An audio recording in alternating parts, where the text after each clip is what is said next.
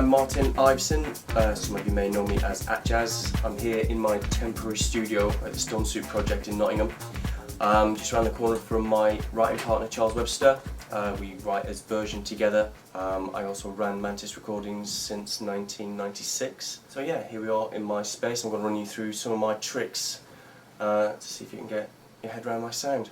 So what I'm going to do is run you through one of my tracks from my latest album, Full Circle. This is Love Someone, featuring Robert Owens. Produced about a year and a half ago actually in my old studio back in Derby. Robert came to the studio to record the vocals. Very, very nice guy, really, really easy to work with. So as far as the recording is concerned, pretty easy. First of all, you'll need two of these disco thumbs. I'll run you through how it worked for me. I normally use a lot of real sounds. I generally don't go for any plugins. I program all my beats in audio 24-bit so that I've got a more transparent sound for mixing with for the end product. I record all my own percussion, all my own synths. I have a vast array, I think 20 keyboards or something. As you can see, da-da, da-da, etc. But they're all piled up on top of each other at the minute because I don't really have much room. But I'll explain how I kind of built up the groove first of all, I guess. Started with a very, very cheesy, horrible African drum. And it's a very nasty sound, but I don't know why it ended up being the leading noise in the track. But that goes something like... Just turn this up. There's some sort of maraca thing going on, I think. But then it was just, you know, then that prompted me to kind of cut a bit of Robert's vocal up. So we, it's quite housey, quite old school. And further in that is dropping the kicks and other percussions. So the marching snare. You get the idea. Well, I mean, it doesn't ever sound right until we bring it together with the kick drum, which is a very simple. And then, yeah, all the things were just dropped over the top. The sub kick. And then we have the finger snap. I also like to use very short cymbals, cut-off cymbals. And then try and find a right reverb to carry the sound on. And what I'm using on this track at the minute, let me just turn this down a little bit, is the Classic Studio Reverb. I use only a few plugins really. I have Classic Studio Reverb. I invested in the Waves plugins, and also I got myself a UAD card, which is gold dust really. But the Classic Studio Reverbs are pretty amazing for what they do. It does what it says on the tin. In fact, if you've ever used Lexicon Reverbs, it's very similar to Lexicon stuff. Very, very nice to use. So my kick pattern's pretty simple stuff really. Just 4 kick. EQ wise, normally what I would do with a kick drum to give it the energy to cut through the mix without it being too loud, because I do think that a lot of kick drums have been mixed too loud in music, and it spoils the overall effect. So what I do is generally EQ a couple of frequencies out. One is 40 to 45 hertz. It's a real good pillow in the stomach frequency, and 120 hertz as well is a really good punch, knocking, cutting through sort of frequency. And they work pretty much on any kick drums, not really well on subs, and actually on this kick pattern I've used a sub kick as well, which I don't normally do, but it helps carry the sound. The length of the sub really helps the kick pattern drift quite well. And so yeah, that's pretty much the drums. They just kind of come in and drop out with the arrangement as and when needed. You can maybe then move over to where I started to record the vocals and the harmonic sounds, more the keyboard lines. Now, I don't normally use a lot of MIDI. On this track I've used 2 MIDI parts because I needed to change certain elements later on in the track, and I hadn't actually got that far in writing the music to be able to record everything straight off one of the analog keyboards. So I thought if I do it in MIDI I can always go back and fix things. Yeah, this is the main key line.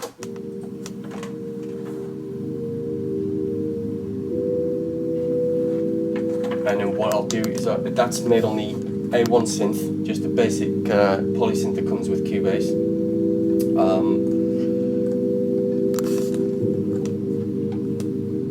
And they're the settings. It's a simple sine wave.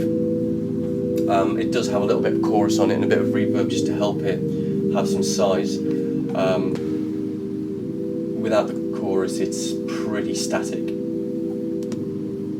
but with the chorus it really opens the sound up.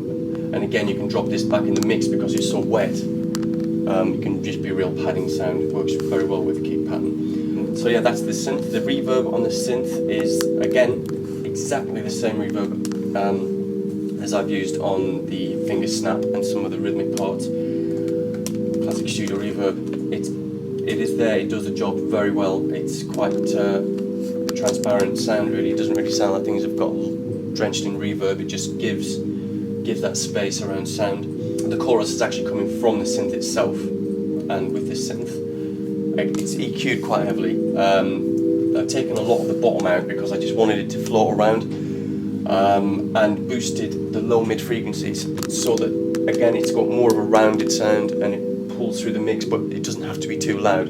So what I'm kind of doing is pinpointing frequencies within sounds that I want to stick out the mix, rather than just having a lot of sound and making things go away. I'm turning things down and pulling frequencies out. Here's the MIDI for the chords. Simple major to minor, 7th chord. Very, very simple. Doesn't really move around much. The track base is based around that 2 chord sequence.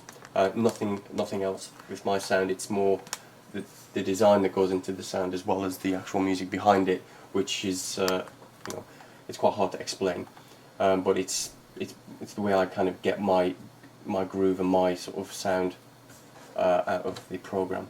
The other sound we've used in the background is a very Atjazzy sound, is the kind of Detroit style stab, which is pretty heavy noise.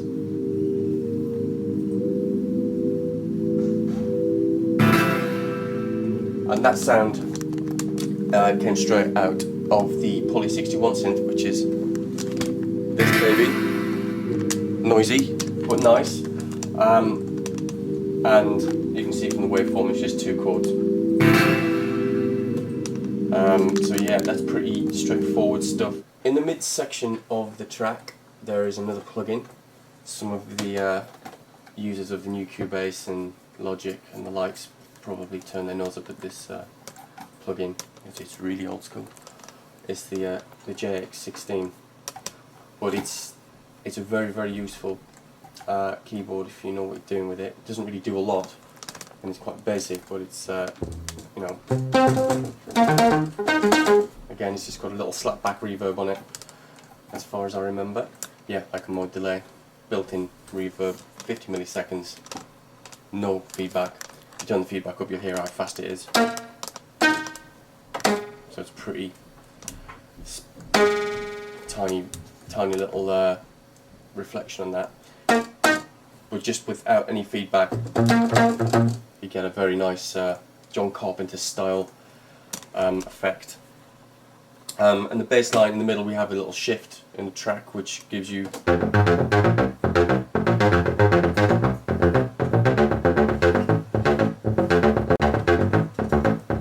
along with the chords, it actually, the smooth and the rough work very well together in this occasion.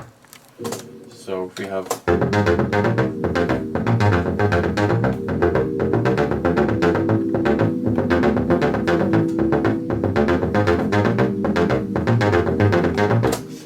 yeah, you get the idea from that. Something I always use in my tracks. I'm a big fan of it. Maybe it does get overused a little in house music, but Fender Rhodes, my baby here. I use it for making areas of tracks quite lush, It does have a very nice sound. Like I say, it does get overused a bit, so you've got to be careful where you use it, definitely these days, with all the plugins and the likes, but it is the real thing, so if you've got it, why not use it?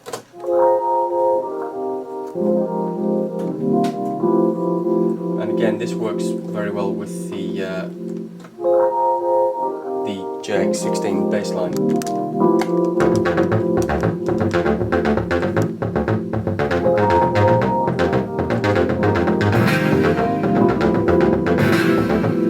That's kind of the harmonic collection of sounds. And at this point, if we drop everything in, you get the overall track, really.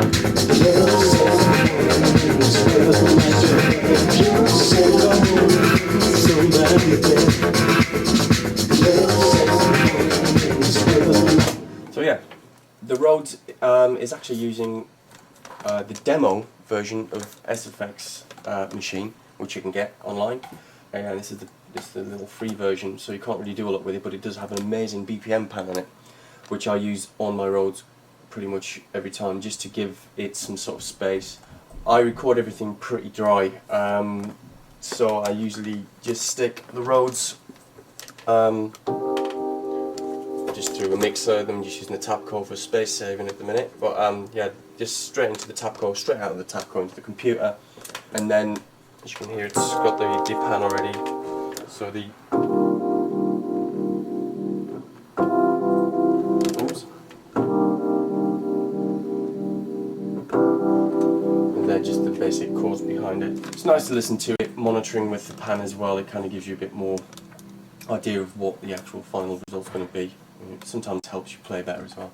So yeah, that's the harmonic bits and bobs of the track. The stereo wizard on this Rhodes part just helps the pan to be that little bit wider. Again, for the mix effect, it really does stand out in the mix without it being too loud. Again, all these little tricks are literally icing on the cake, really, and normally happen at the end of writing the track. Robert Owens, wow, what a vocalist! What a good studio guy as well. Really relaxed, very easy to record. Ideas is just a dream to work with, really, and also being a fan of his voice for a very long time, but to get the chance to work with him was pretty awesome. Very easy. The track came together within an hour and a half, 2 hours. He had a few ideas written down in his pad that he'd written in all the way up from London, and yeah, I mean, I wish every recording session was as easy as this, but the recording was made on a AKG C414 TL2 microphone. The transformerless version just helps. It's got a lot of body in the bottom end and gives a much more rounded finish to male vocal recording. Straight into the mixing desk and straight into the computer, so no effects added. As you can see, it's pretty dynamic. I'll let you have a little listen to the beginning of the verse. Joe didn't have a job to go to today. Obviously no auto-tune with Robert Owens, which is good. The only thing that he could hold on to was the daily prayer he prays. So yeah, that's the drive vocal. Let's have a look at what we've got on it. On the first stage, on its actual channel, there's a very minimal compression. Just take the peaks out of the voice. And also using the C1 compressor gate. Again, it's set, the threshold's set quite high so that we're just tickling the tops off, so that we can raise the lower elements in the voice. So it's just about capping off the peaks in the recording. The kind of rhythmic chorus backing is love someone in this world like you love yourself. And that's layered up quite heavily. First of all, we've got one. Love someone in this world like you love yourself. Very sweet. Then we just double track that one. Love someone in this world like you love yourself. And then, yeah, with all of them in, just the higher tracking. I think we did four 4 higher tracks just to get more of a chorus effect on the voice. Love someone in this world like you love yourself. And again, the reverb is just exactly the same settings on the classic studio reverb. Yeah, I didn't realise how much I'd actually used that in this track, but there you go.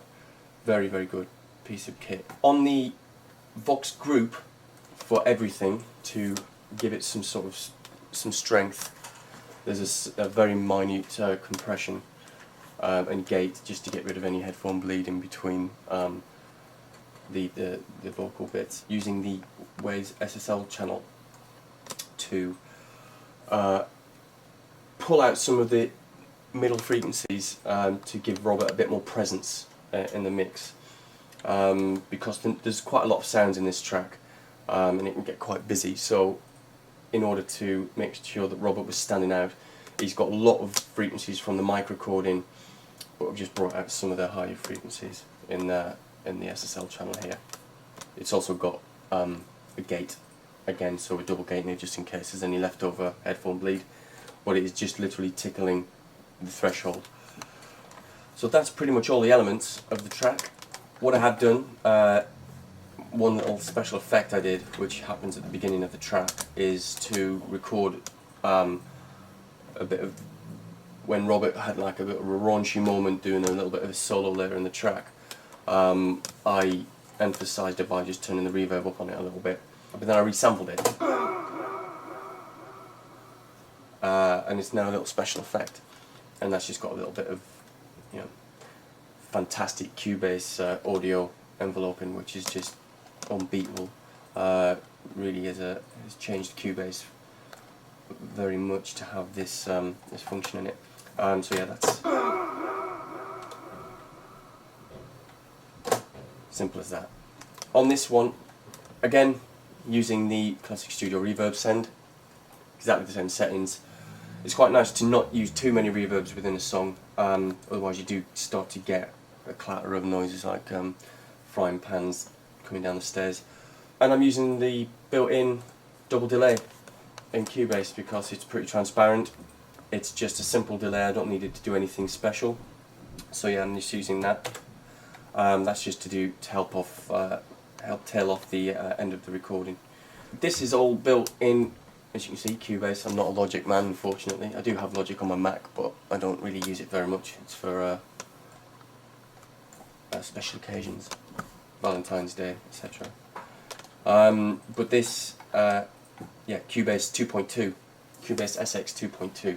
I haven't moved on yet because I've got a lot of projects, and I'm sure all producers out there know that when you do a simple thing like changing your software, you load up half your programs in there, they don't work. So I've got to make sure that I do it in a special time when I'm not actually producing anything. The entire track is about 6 minutes long, 6-7 minutes, and the overall effect from the chorus sounds like. But let me tell you, love someone in this world. Oh yeah,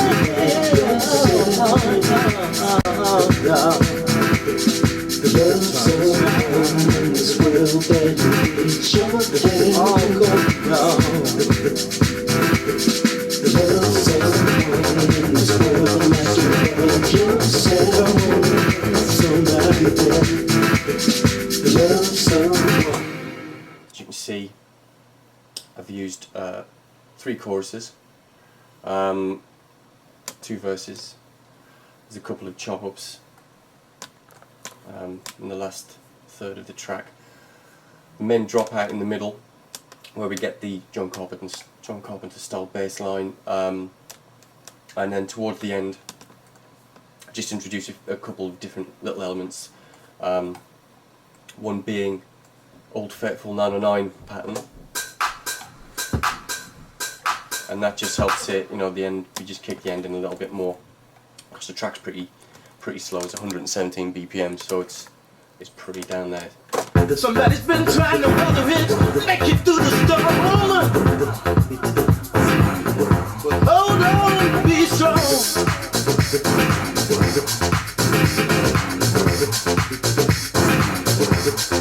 Thinking about you. yeah, that just helps push the end of the track really until it comes to its close, where it breaks down to very bare sub kick and some of the percussive elements. I've been Martin Iveson, still am, Atjazz, signing off. Thanks for watching the video. Tired now after doing all that music business. Time for the pub. See you around.